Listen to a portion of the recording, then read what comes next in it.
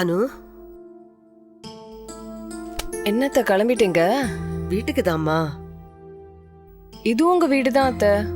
நீங்க இங்கே இருங்க. நீங்க என் கூடவே இருந்தா எனக்கு தைரியமா இருக்கும் அத்த. இல்ல அனு, நீ பயப்பட வேண்டிய அவசியமே இல்ல. உனக்கு உடம்பு நல்லா குணமாயிடுச்சு. நானும் அப்பப்போ வந்து பாத்துக்கிறேன். என்ன? உடம்பு குணமாயிடுச்சே தவிர மனசு இன்னும் குணமாகல. நீங்க எங்களோட சேர்ந்து இருந்தாதான் எனக்கு குணமாகும். அனு, ஆபரேஷன் நல்லபடியா முடிஞ்சு நீ இப்பதான் வீட்டுக்கு திரும்பி வந்திருக்கிற. இந்த நேரத்துல தேவையில்லாத விஷயங்கள்லாம் மனசுல போட்டு குழப்பிக்காத. அது உன் உடம்புக்கு நல்லது இல்லம்மா. இத பாரு, உனக்காகவும் உன் குழந்தைங்களுக்காகவும் நான் எதை வேணாலும் செய்யறதுக்கு தயாரா இருக்கிறேன். ஆனா என்னை இங்க தங்க சொல்லி மட்டும் வற்புறுத்தாத. அது மட்டும் என்னால முடியாது. சரி அத்த, நான் உங்களை கட்டாயப்படுத்தல. நீங்க போயிட்டு வாங்க. சரி அனு, நான் வரேன். அத்த, என்னம்மா? பல்லவிய வந்து என்னை பார்க்க சொல்லுங்கன்னு உங்ககிட்ட சொல்ல சொன்னேனே, அவங்கள போய் பார்த்தீங்களா? என்ன சொன்னாங்க? நான் எங்கம்மா போனேன்? சந்தோஷ் தான் போய் சொல்லிட்டு வரேன்னு போனான். அப்புறம் நானும் விசாரிக்கல, அவனும் அதை பத்தி எதுவும் சொல்லல. அவன் போயிருக்க மாட்டான் அத்த. அவன் போய் சொல்லியிருந்தா பல்லவி நேரம் என்னை பார்க்க வந்திருப்பாங்க. அத்த, எனக்காக ஒரு உதவி செய்றீங்களா?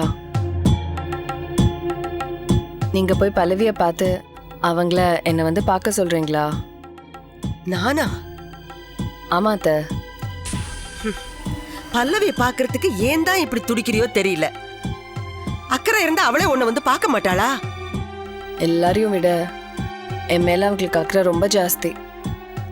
அதனாலதான் அவங்க வராம இருக்கிறது எனக்கு ரொம்ப கவலையா இருக்கு. அத்த, உங்களால முடியலன்னா சொல்லிடுங்க. நாளைக்கு நானே போய் அவங்கள பார்த்துட்டு வந்துடுறேன். ஐயோ, நீயா? என்ன வேற என்ன பண்ண சொல்றீங்க? உங்களால முடியலன்னா நான் தானே போகணும். வேண்டாம் வேண்டாம், நீ எல்லாம் போய் பார்க்க வேண்டாம். நானே அவளை போய் பார்த்து உன்னை வந்து பார்க்க சொல்றேன். சரி, ரொம்ப தேங்க்ஸ் அத்த. சரி, நான் கிளம்புறேன். பாத்தியா, உங்ககிட்ட பேசிட்டு இருந்ததுல ருக்கு கிட்ட சொல்லாமலே கிளம்ப பார்த்தேன். அவகிட்ட சொல்லிட்டு கிளம்புறேன். சரி அத்த.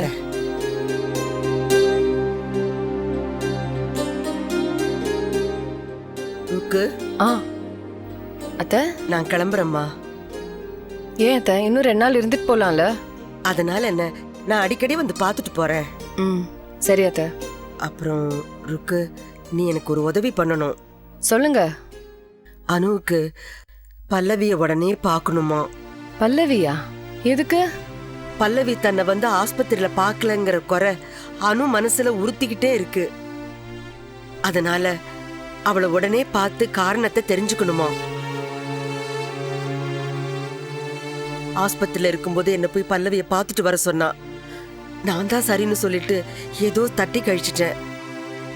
இப்போ மறுபடியும் என்ன போய் பல்லவிய பார்த்துட்டு வர சொல்றா. சரி, இப்போ ஏதாவது போய் சொல்லி சமாளிச்சிடுங்களேன். அதுக்கு வாய்ப்பே இல்ல ருக்கு. ஏன்? நான் போய் பல்லவிய பார்க்கலன்னா அனுவே நாளைக்கு போய் பல்லவிய பார்க்க போறாளாம். ருக்கு, இந்த விஷயத்துல அவ ரொம்ப பிடிவாதமா இருக்கா. யோ, என்னது இது? அனுக்கு என்ன பைத்தியமா பிடிச்சிருக்கு? ஆமா, பல்லவி பைத்தியம் பிடிச்சிருக்கு. அது குணமாகணும்னா பல்லவி வந்து அனுவை பார்க்கணும். இல்லைன்னா நிலைமை ரொம்ப மோசமாயிடும். இப்ப என்ன பண்ண போறீங்க அத்த? என்னால ஒன்னும் பண்ண முடியாது. பல்லவி நேத்து என் வீட்டுக்கு வந்தா. அவளை கண்டபடி திட்டி அனுப்பிட்டேன். அதனால என்னால அவ வீட்டுக்கு போக முடியாது. நீதான். ஆமா ருக்கு, நீதான் பல்லவியை பார்த்து பேசிட்டு வரணும். நானா? ஆமா ருக்கு, உன்னை தவிர பல்லவி கிட்ட போய் வேற யாரும் பேச முடியாது. அவளை எப்படியாவது சமாதானப்படுத்தி அனுவை வந்து பார்க்க சொல்ல வேண்டியது உன் பொறுப்பு. அது உன்னாலதான் முடியும். எனக்கு இன்னும் நம்பிக்கை இல்ல அத்த. பல்லவி என்கிட்ட முகம் கொடுத்து கூட பேசுவாங்களான்னு எனக்கு சந்தேகமா இருக்கு. முயற்சி பண்ணி தான் பாப்போமே, அதுல ஒண்ணும் தப்பு இல்லையே. பல்லவி தன்னை வந்து பார்க்கலங்கிற குறை அனுவோட மனசுல ஆழமா பதிஞ்சு போயிருக்கு. அந்த குறை தீரலன்னா அவளோட உடம்பு குணமாகறதே கொஞ்சம் கஷ்டம்தாமா. எது நடக்கக்கூடாதுன்னு நாம நினைக்கிறோமோ அதுதான் நடக்கும் போல இருக்கு. விதியை யாரால மாத்த முடியும்? நான் இன்னைக்கே போய் பல்லவியை பார்க்கறேன்.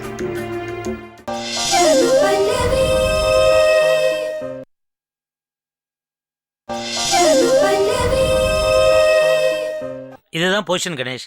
ராஜாராமனுக்கு இஷ்டமே இல்லைனா கூட நானும் ஜெனிஃபரும் சேர்ந்து தான் அவனை கம்பல் பண்ணி இந்த ப்ராஜெக்டை ஒத்துக்க வச்சிருக்கோம். சார், ப்ராப்ளம் இதுதான். இப்ப இருக்கிற சிச்சுவேஷன்ல நான் அவரோட பர்சனல் ப்ராப்ளத்தை பத்தி சொல்றேன். சாரால இந்த ப்ராஜெக்டை நேரடியா கவனிக்க முடியல. சோ இது ஒரு பிரச்சனையாவே எனக்கு தெரியலையே.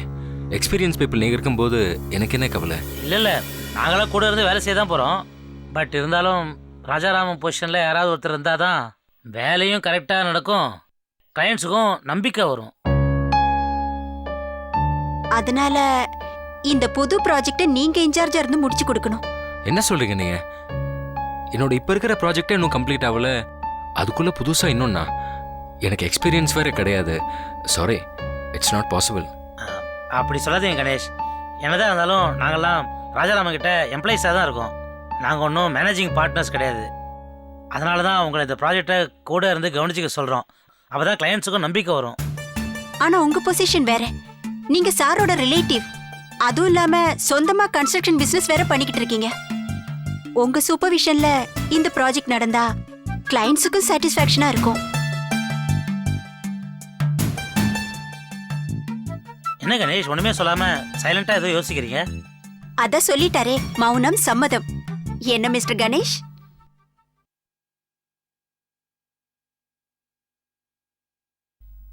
ம்.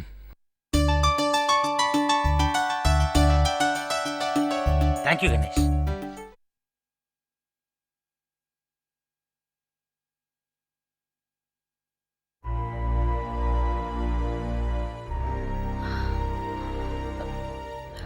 உள்ள வான கூப்பிட மாட்டீங்களா? உள்ள வாம்மா, வா வாம்மா.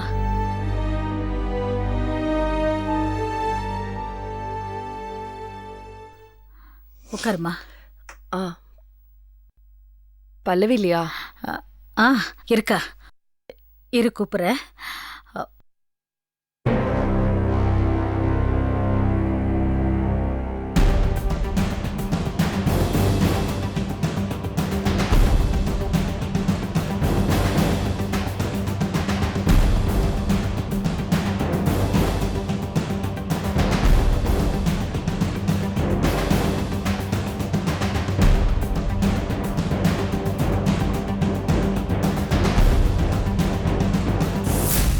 அனு எப்படிம்மா இருக்கா? ஆ, நல்லா இருக்கா. ஹாஸ்பிட்டல்லேருந்து டிஸ்சார்ஜ் பண்ணி வீட்டுக்கு கூட்டிகிட்டு வந்துட்டோம். அப்பாடா, இப்போதாம்மா மனசுல இருந்து ஒரு பாரம் இறங்கின மாதிரி இருக்கு. என்ன பல்லவி, நீங்கள் எதுவுமே பேச மாட்டேங்கிறீங்க? பேசுறதுக்கு என்ன இருக்கு? அணு குணமானதுல எனக்கு சந்தோஷம்தான். இதை சொல்லிட்டு போறதுக்கு தான் இங்க வந்தீங்களா? இல்லை, ஆப்ரேஷன் நடந்ததுக்கப்புறம் அனுவை நீங்கள் வந்து பார்க்கவே இல்லையா? பல்லவிக்கு மேலே ஏதோ கோவம், அதான் வந்து பார்க்கவே இல்லைன்னு அனு சொல்லிட்டு இருக்கா.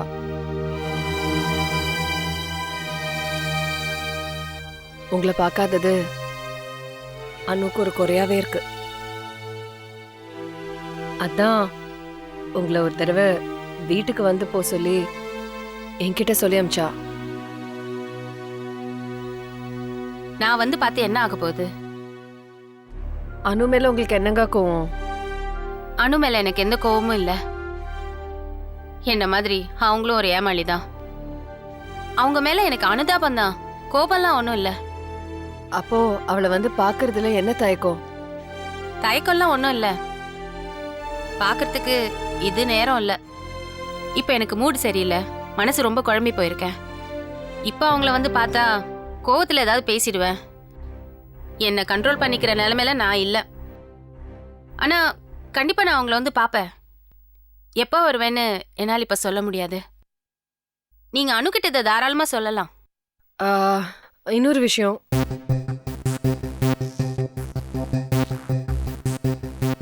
உங்களுக்கு தெரிஞ்ச உண்மை இன்னும் அனுக்கு தெரியாது. அவ ஹாஸ்பிட்டல்லேருந்து வீட்டுக்கு வந்த உடனே சொல்லிடலான்னு தான் நினைச்சோம். ஆனா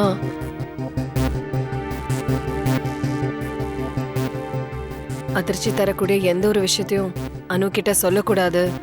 அப்படி சொன்னா அது அவ உயிருக்கே ஆபத்துன்னு டாக்டர் சொல்லிட்டாரு.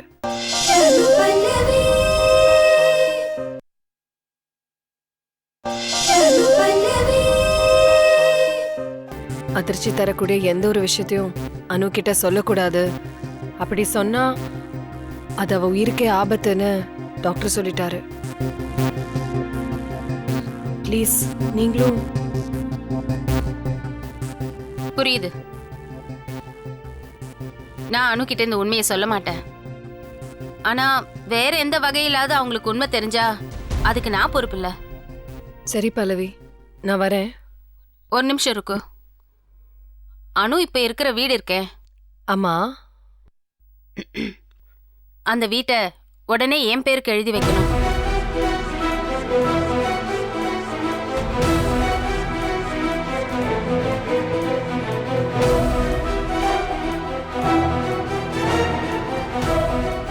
இத அனு ஹஸ்பண்ட் கிட்ட சொல்லிடுங்க. பல்லவி, நீங்க என்ன சொல்றீங்க? எனக்கு புரியல. தெளிவா தானே சொன்னேன். அனு இப்ப இருக்கிற வீட்டை என் பேருக்கு மாத்தி எழுதணும்னு சொன்னேன். அதுவும் உடனே செஞ்சாகணும். பல்லவி, உனக்கு என்ன பைத்தியம் பிடிச்சு போச்சா? இல்ல, பைத்தியம் இப்பதான் தெளிஞ்சிருக்கு. இத்தனை வருஷமா தூங்கிட்டு இருந்தனா இப்பதான் முழிச்சுக்கிட்டேன். வீட்டை எழுதி வைக்க சொல்றீங்களே, என்ன காரணம்னு சொல்ல முடியுமா? உங்களுக்கு ஞாபகம் இருக்கா? அனுவோட ஹஸ்பண்டுக்கு இன்னொரு வைஃப் இருக்கிறதா ஜோசியர் சொன்னதுக்கு அப்புறம் நாம எப்படி துடிச்சு போனோம்? அவ யாருன்னு கண்டுபிடிச்சு அவளுக்கு எவ்வளவு பணம் வேணாலும் கொடுத்து அனுவோட வாழ்க்கையை காப்பாத்தணும்னு நாம எவ்வளவு கஷ்டப்பட்டோம். கடைசியில அந்த 2வது மனைவி நான் தான் தெரிஞ்சதுக்கு அப்புறம் நான் எப்படி துடிச்சு போனேன்னு தெரியுமா? ஆனாலும் அனுவோட நிம்மதியை கெடுக்க வந்த அந்த 2வது மனைவிய விலக்கியே ஆகணுங்கிற முடிவை நான் மாத்திக்கல. அனுவோட நிம்மதியான வாழ்க்கைக்கு நான் ஒரு தடைக்கல்லா இருக்க விரும்பல. விலகிக்கிறதுன்னு முடிவு பண்ணிட்டேன். பல்லவி, நீ என்ன பேசுறன்னு யோசிச்சுதான் பேசிட்டு இருக்கியா? நீ இதுல தலையிடாத. எல்லா குழப்பத்துக்கும் காரணம் நீ உன் புருஷனும் தான். அதனால ஏன் முடிவை நீ குறை சொல்றதுக்கு உனக்கு அருகதில்ல.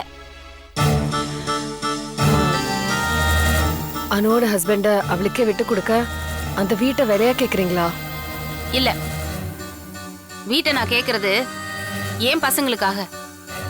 ஏன் முடிவால அவங்களோட எதிர்காலம் பாழாக கூடாது. அவங்க தெருவுல நிக்கிறத என்னால பாத்துட்டு இருக்க முடியாது. அப்போ ராஜாராமன் தான் பசங்களை அனாதே அலைய விட்டு வர நினைக்கிறீங்களா? யார் கண்டது?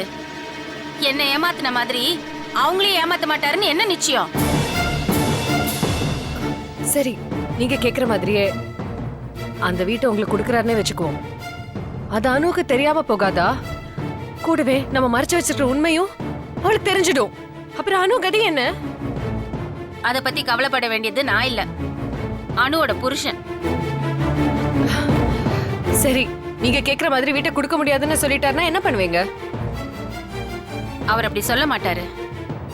ஆனா அப்படி சொன்னா அதனால ஏற்படக்கூடிய விளைவுகளை அவர் அனுபவிக்க வேண்டியிருக்கும். நீங்க கேட்டா வீட்டை மட்டும் இல்ல, அவர் சொத்தை ஃபுல்லா எழுதி வைக்க ராஜாராமன் தயங்க மாட்டாரு. அது உங்களுக்கே நல்லா தெரியும். இது நீங்க ஏதோ கோர்ட்ல பேசுற பேச்சு இல்ல. நல்லா யோசனை பண்ணி பார்த்து எடுத்த முடிவுதான் இது. அன்பு, பாசம், உறவு, இது எல்லாத்துக்கும் மேல நீங்க நினைக்கிறது அந்த வீடுதான்ல. அந்த வீடு கிடைச்சிட்டா உங்க கோவம் எல்லாம் தணிஞ்சிடும் இல்ல? நீங்க தப்பா புரிஞ்சுக்கிட்டீங்க ருக்கு. வீட்டை கேட்டது ஒரு ஆரம்பம் தான். அது கிடைச்சிட்டா அப்புறம் அடுத்தது அது தொடர்ந்துகிட்டே இருக்கும். என்ன செய்யறதுன்னு தெரியாம அவர் திண்டாடணும், வேதனைப்படணும். என்னை ஏமாத்துறதுக்கு அவருக்கு நான் கொடுக்க போற தண்டனை இதுதான். போதும், இதுக்கு மேல நான் எதையும் கேட்க தயாரா இல்ல. இருங்க, மிச்சத்தையும் கேட்டுட்டு போங்க. இப்ப நான் பேசினதுக்கும் அணுவை பார்க்க வரதுக்கும் எந்த சம்பந்தமும் இல்ல. என்னைக்குமே அவங்க என்னோட ஃப்ரெண்டு தான். போறதுக்கு முன்னாடி உங்ககிட்ட ஒரு சின்ன உதவி கேக்குறேன், செய்வீங்களா? தயவு செஞ்சு அனுவை பார்க்க வந்துடாதீங்க. உங்க ஃப்ரெண்டுக்கு நீங்க செய்யற ஒரு பெரிய உதவி அதுதான்.